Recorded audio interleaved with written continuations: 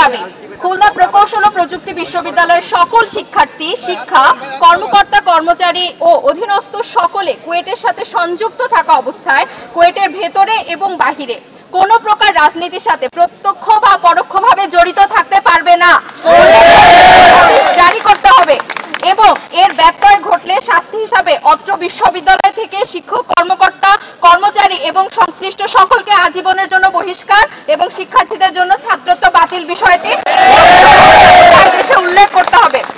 আমাদের দ্বিতীয় দাবি, গতকাল কুয়েট শিক্ষার্থীদের ওপর পরিকল্পিতভাবে যে হামলা হয়েছে তার সাথে জড়িত শিক্ষার্থী এবং এদের প্রশ্রয়দাতা শিক্ষক, কর্মকর্তা, কর্মচারীর বিরুদ্ধে কুয়েট প্রশাসন হতে হত্যার চেষ্টা এবং নাশকতার মামলা করতে হবে এবং জড়িত সকলকে বহিষ্কার ও ছাত্রত্ব বাতিল করতে হবে। জড়িত তালিকা শিক্ষার্থীরা প্রদান করবে।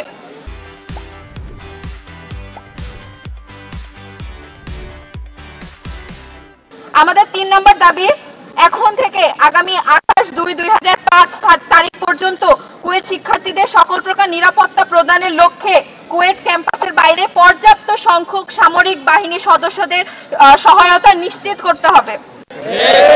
আমাদের 4 নম্বর দাবি, গতকালকের ঘটনায় আহত সকলের চিকিৎসা সংক্রান্ত ব্যয়ভার কুয়েট প্রশাসন থেকে সম্পূর্ণরূপে গ্রহণ করতে হবে।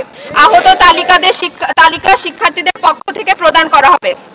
আমাদের 5 নম্বর দাবি, উপরোক্ত সকল দাবি সমূহ পূরণ করে গতকালকের ঘটনায় ব্যর্থতার দায় স্বীকার করে নিঃশর্ত ক্ষমা প্রার্থনার সাথে সাথে ভিসি, প্রভিসি, পরিচালক, ছাত্র কল্যাণকে পদত্যাগ করতে হবে।